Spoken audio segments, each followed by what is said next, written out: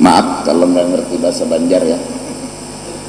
Oh ini nyawa ini kedetahu bertahan.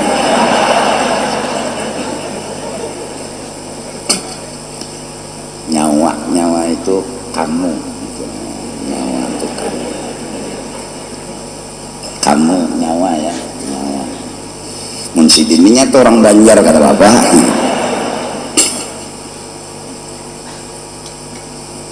Jadi orang baik, jadi orang saleh, jadi orang yang suka nolong orang, kok masih dihina, kok masih dikucilkan, kok masih dimusuhi? Kenapa itu bisa terjadi? Ya nggak apa-apa. Memang di sini nggak ada kehidupan. Kehidupan yang hakiki nggak ada di sini. Terus kehidupan yang hakiki yang diharap nanti di mana? Kapan? Fil akhir. Di sana nanti kehidupan yang hakiki. Setelah hari kematian datang, berlanjutlah kehidupan, dan itulah kehidupan yang hakiki. Kapan itu? Pasti. Kapan? Ya pasti. Babila? Pasti. Nak lakas ya?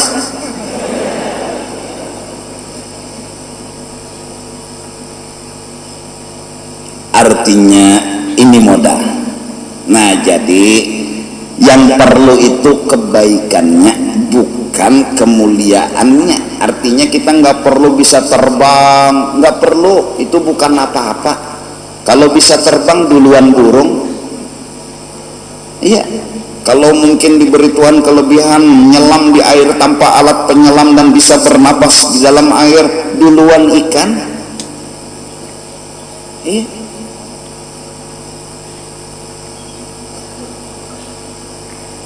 Terus apa yang dicari di sini? Kebaikan. Apa yang diinginkan di sini? Kebaikan. Terus gajinya kapan? Nggak perlu mengharap di sini. Nggak perlu. Bahkan kalau ada yang ditunggu-tunggu, yang diharap-harap nanti kecewa. Ujar orang na anum ini pekerjaan paling berat adalah menunggu dan menunggu. Wow. Kalau menunggu tuh berat, nunggu berat. Udah yakin kita di sini nggak perlu apa-apa. Kita di sini hanya satu yang kita pikirkan, wa ma khalaqtul jinna wal insa illa liya'budun, ibadat. Hah? Jadi kalau orang memuji ya udah terima, orang menghina ya biarin, nggak apa. Hah? Hidup penuh dengan kesenangan dunia, alhamdulillah. Hidup ya kurang daripada orang yang lebih senang daripada kita, ya nggak apa. Di sini yang dicari kebaikan, bukan yang lain dari itu. Mau kaya mau miskin nggak masalah, mau dipuji mau dihina nggak masalah. Kenapa jadi nggak masalah? Karena memang nggak perlu dipermasalahkan. Di sini yang dipermasalahkan satu, selalu berbuat baik dan selalu memberikan kebaikan.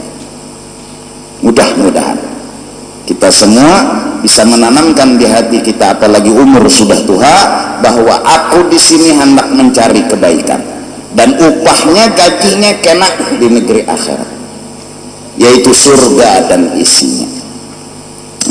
Quran sudah bicara tentang semua itu. Dulu Quran turun di zaman Rasulullah 14.000 abad yang silam, yang belum ada alat canggih, belum ada alat yang hebat. Quran udah bicara air dengan tawar dan masinnya. Quran udah bicara lapisan tanah yang keras, lembut dan segalanya. Quran udah bicara gunung, padahal Al-Quran yang bicara air turunnya di padang pasir. Padahal Quran yang bicara air nggak pernah bercerita tentang pisang, padahal pisang nggak ada di kota padang pasir. Kenapa itu bisa diceritakan dalam Quran? Jelas yang menurunkan Quran yang jadikan alam semesta. Pasti. Setelah sekarang alat canggih didapat, ya, diperiksa, ternyata Quran isinya benar, sesuai dengan fakta dan kenyataan. Berarti yang menurunkan ini Quran, yang ceritakan alam semesta, dialah yang jadikan alam semesta. Gak mungkin orang yang bikin mobil Toyota itu nggak bisa cerita tentang mobil Toyota. Pasti spare partnya dia kenal, dari setirnya, bannya, mornya, semua pasti dia tahu. Ditulis dalam bukunya, terus dicetak, dibagi kepada yang beli mobil Toyotanya. Kenapa dia bisa bikin itu tulisan, dibukukan tulisan itu? Karena dia yang bikin. Karena dia yang menjadikan, yang menciptakan.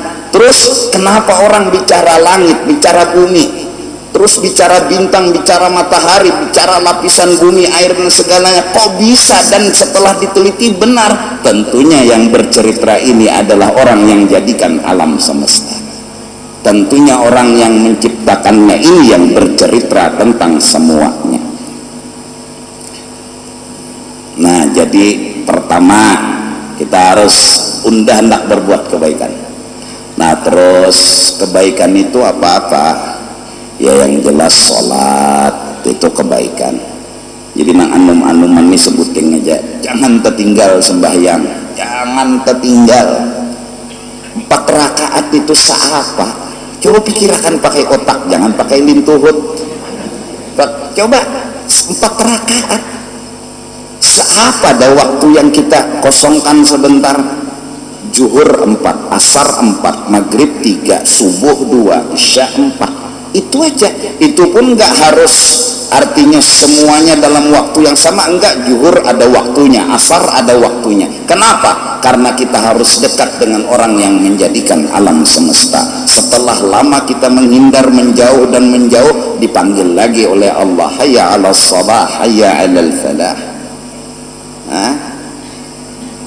Rukun sembahyang 13. Pertama rukun, artinya rukun digawi soh, ada digawi enggak soh.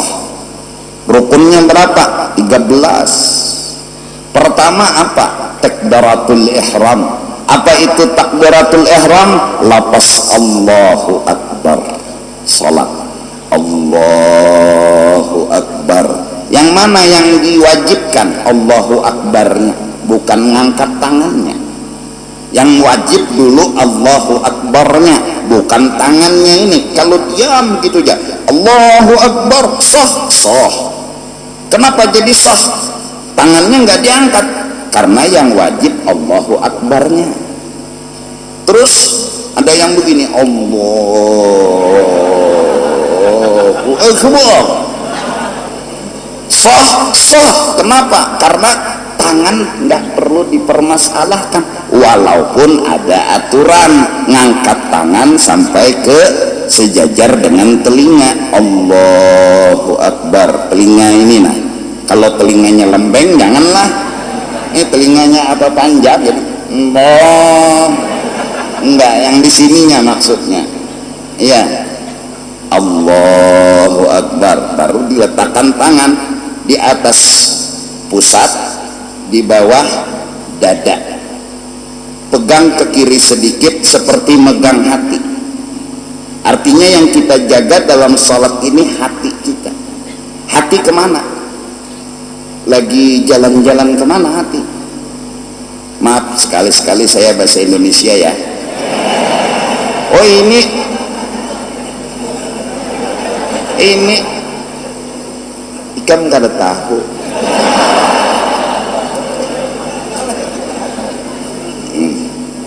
Iya. Letakkan tangannya begini nggak masalah. Mau di sini juga nggak masalah, di sini juga nggak masalah. Allahu Akbar, nggak masalah. Tapi yang benar ya begini, artinya ini. Kalau diletakkannya diturunkannya juga nggak masalah. Kenapa? Yang penting Allahu Akbar, salat. Habis itu apa? Jadi ketika Allahu Akbar, niat saya salat fardu zuhur, saya salat fardu asar, atau saya salat fardu maghrib, saya salat fardu isya, sesuai salat yang dikerjakan. Kalau zuhur yang dikerjakan, saya salat fardu zuhur. Kalau yang dikerjakan asar, saya salat fardu asar. Kalau yang dikerjakan isya, saya salat fardu isya. Kalau yang dikerjakan subuh, saya salat fardu subuh. Itu niat di dalam hati ketika Allahu Akbar. Nah, kemana nih mata? Ke tempat nanti duduk apa sujud dahi diletakkan. Jadi mata ke situ, jangan. Apalagi sholat di muka TV. Enggak, matanya harus ke tempat dahi diletakkan. Di mana dahi diletakkan nanti di situ. Kenapa jadi ke sana? karena muka yang mulia, yang bila ditempeleng orang kita pasti marah, yang bila ditunjuk dengan tangan kita pasti marah. Tapi ketika disuruh sholat, Allah menyuruh kita tawaduk dan merendahkan diri. Muka yang mulia ini disejajarkan dengan kaki yang hina, agar kita sadar kita nggak punya apa-apa, agar kita sadar kita nggak punya kelebihan apa-apa. Dari karena itu mata memandang ke sana, agar hati ini sadar kita datang kepada Allah nggak punya apa-apa, kita nggak punya kelebihan apa-apa. Kelebihan apa yang kita miliki? Nggak ada. Mata. Oleh karena itu sunat membuka mata ketika sholat, kecuali ada gangguan yang sangat mengganggu. Sajadahnya surat kabar, surat kabarnya pelemnya pelem seksi lagi. Wow.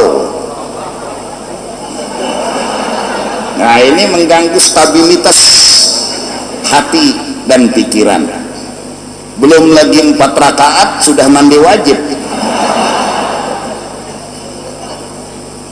Jangan. Salah kita, kenapa beli sajadah surat kabar terus gambarnya pelem lagi. Wow, maka sengaja jangan dibalik kayak ini, kan ada bapak ini bisa.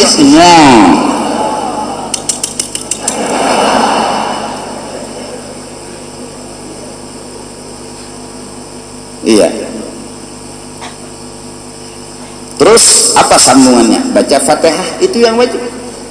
Bismillahirrahmanirrahim sampai waladhdallin. Sudah. Amin dibaca enggak? Enggak. Juga enggak apa dibaca dapat pahala. Artinya enggak merusak sholat. Waladhdallin.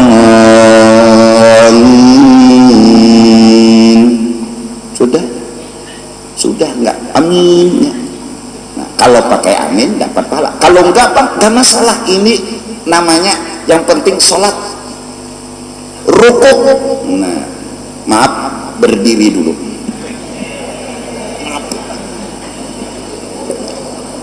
Biar rukuk, tangan yang dipegang lutut, nih lutut yang dipegang lutut kiri sama kanan, yang megang lutut kanan tangan kanan, yang megang lutut kiri tangan kiri. Jangan sampai Allah paksa bahasa Indonesia. Ini artis ikan gertah bu.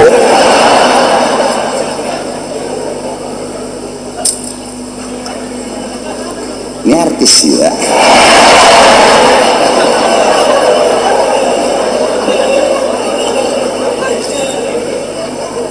Lintuhot nang dipingkuti. Nah, jadi kalau rukuknya misalnya Allahu Akbar, saking panjang tangan dia pegang ini sah, tapi kurang bagus ini yang dipegang. Nah, lintuhut kalau orang Indonesia Jakarta lutut, kalau kita lintuhut. Kita banyak bahasa Banjar lah, lintuhut, lutut. Iya. Terus diam, jangan bergerak. Ini apa? Salat. Habis rukuknya apa yang penting itu diam sebentar, sekedar subhanallah berapa detik itu. Diam aja begini, nggak usah baca apa-apa, karena bacaan juga belum hafal. Jangankan orang nang hanyar, nang lawas indah no udah hafal juga. Allahu Akbar. Memang nang disuruh subhana rabbiyal azim wa bihamdihi subhan. Kalau enggak masalah, yang penting rukuk. Diam sebentar, sekedar sami' Allahu liman hamidah, letakkan tangannya. didiamkan, jangan sampai sami Allahu liman hamidah.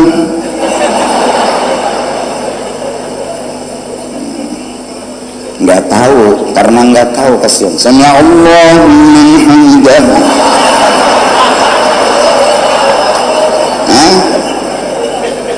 Enggak, aduh, salat apa begaro? Terus apa yang dibaca? Yang nggak ada yang diwajibkan dibaca, yang penting diam. Sekedar apa? Subhanallah. Apalagi udah baca ya Allah liman hamidah. Nah terus sujud, i'tidal apa? Sujud, duduk antara dua sujud. Sujud ini dahi yang dikenakan, tangan, lutut, ibu jari kaki. Artinya nomor satu cukup, apalagi kelima-limanya dikenakan semuanya. Ini lututnya, tangannya, dahinya. Berarti berapa? Dahi, tangan 3, 5, 7. Ini yang diletakkan semua. Jadi kalau orang sujud, tangannya udah diletakkan, dahinya belum sujud lagi namanya. Jadi ketika 7 anggota sudah kena semua baru sujud.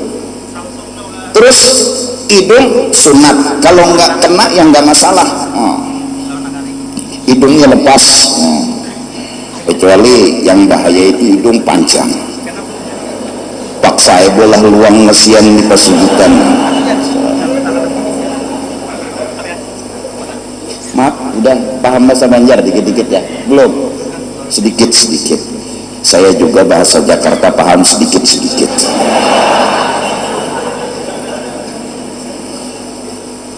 Salat. Yang penting itu, mau dipuji orang mau enggak, nomor 10. Sujud lagi, terus berdiri lagi. Nanti terakhir duduknya udah masukkan kaki kirinya ke bawah kaki kanan, namanya duduk tahiyat. Kalau enggak gini enggak apa, ya begini juga sah, begini juga sah. Silak imamnya maka melawas kena tahiyat akhir sidin santai aja, sidin bersilah sah, ya sah. Yang penting duduk itu pantat letakkan di tempat duduk, itu yang namanya duduk. Yang wajib duduk, cara duduk memang yang bagus. Kalau salat ya begini, kalau penghabisan yang namanya sujud terakhir ya begini. Tapi kalau nggak begini ya nggak masalah, ini semua tahu, alhamdulillah. Nah terus kita ajari, kita padahi dulu. Ini kesian kan hanya masuk Islam baru tahu Islam. Mandi wajib. Mandi wajib itu sebabnya satu, mimpi. Mimpi apa ya? Mimpi keluar apa? Air sperma. Mimpi bermesraan atau sampai melakukan itu hal itu, terus bangun maaf, lihat celana basah, ujar orang Banjar bepulau,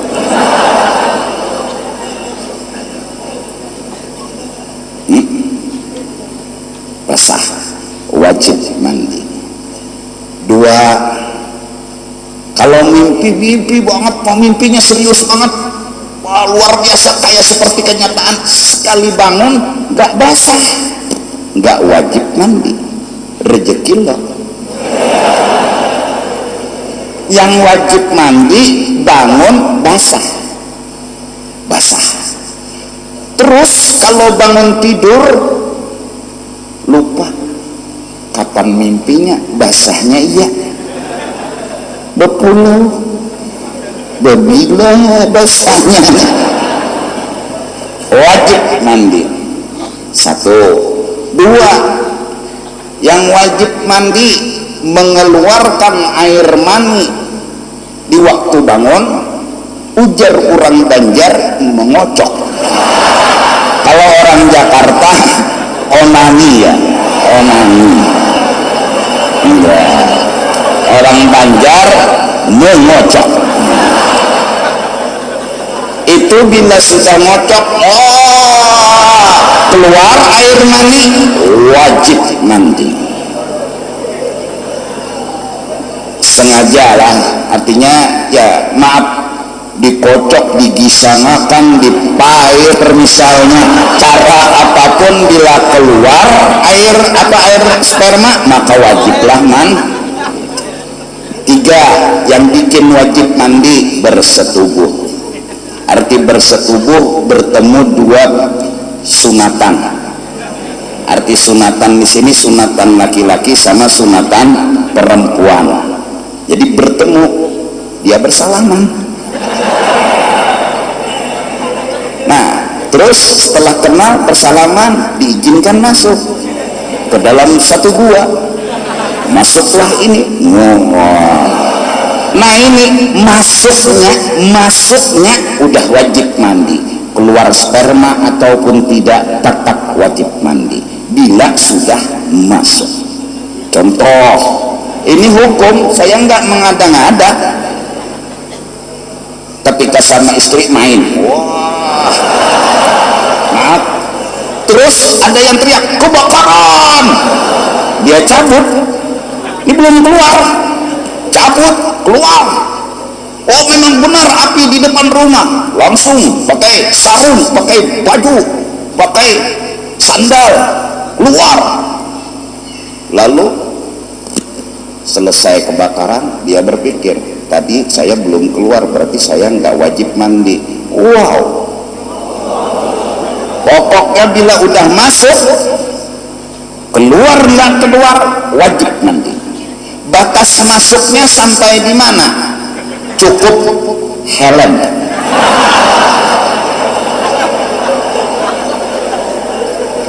Ini hukum.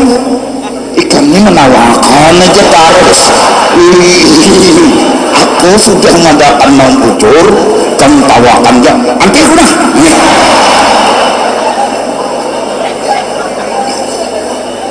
Iya. Helm juga lah. Kepalanya kena. Jaka ada nih contoh sikong mah.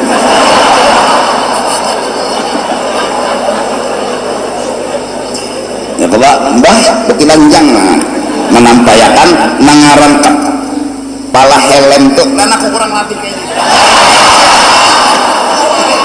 Maaf, ininya aja udah masuk. Wajib mandi. Mau keluar mau enggak wajib mandi.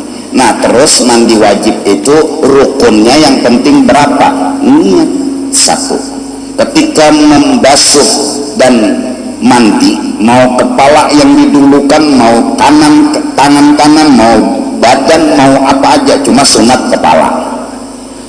Karena menurut agama malah sunat kepala 3 kali, kanan 3 kali, kiri 3 kali agar panas netral keluar dan kembali seperti semula. Ini kembali ke setting awal.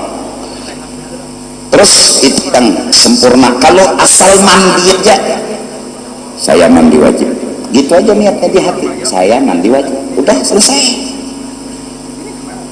Apa kubu itu apa? Ya, terima kasih. Siram terus, siram terus dari kepala ini. Yang penting 1 niat, 2 basah seluruh tubuh. Itu aja mandi wajib. Niat basah seluruh tubuh. Maaf tadi, ini sungai, kaki diceburkan ke sungai, dia bilang dalam hati, saya mandi wajib. Udah lihat mananya, karena air udah disentuhkan ke batang tubuhnya. Cuma memang kalau sunat kepala duluan, tapi kalau kaki yang duluan disentuh boleh. Nah, sambil berokok. Tapi ini kakinya udah disentuh ke air, dia pura-pura kedingsir, timbul lillahi ta'ala. Yang penting niat sama basah seluruh tubuh. Itu mandi wajib. Hanya raja guru nih bapaknya ikan dia hanya turun. Nah itu mandi wajib. Jadi terus mandi wajib apa seluruhnya harus dibasahi? Enggak. Misalnya jam 2 malam ya kan pengantin hanyar supan non mintuha, jadi jam 2 malam mandi kepala aja dulu, ikas gulu sini, dan ini enggak dibasuh lagi, udah tidur nih pengantin, subuh dia sambung dari sini ke kaki, soh sebelum selesai mandi nggak boleh sholat, itu aja. Tapi jam 2 kepala dulu, supan ketahuan ayah, supan ketahuan ibu, padahal ayah sama ibu banget padanya. Jadi pengantin hanyar kada perlu supan, abah mamaikan banget tadi ikan. Jadi jerna umat tuh pengantin hanyar pina anak betutu, kita ya pulang betutu juga.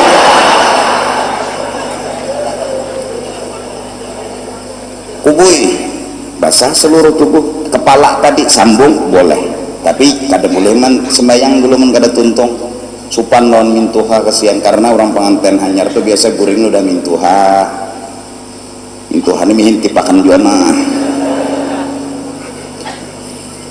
tampun. Paham?